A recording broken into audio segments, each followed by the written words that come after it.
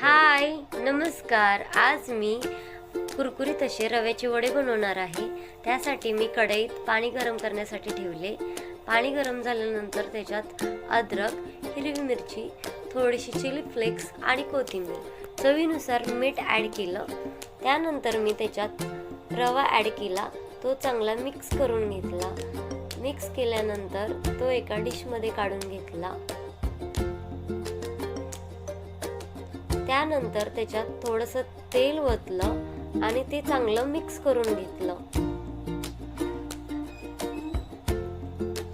ते मिक्स झाल्यानंतर मी छोटे छोटे वडे बनवले। मेंदू वड्यासारखा त्याला आकार दिला आणि एक एक करून असे सर्व वडे बनवून घेतले।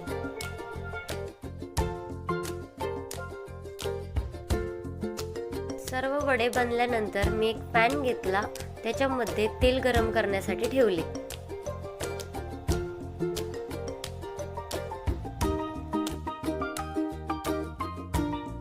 तेल गरम झाल्यानंतर एक एक वडा सोडून घेतला आणि तो दोन्ही बाजूनी चांगला लालसर होईपर्यंत तळून घेतले।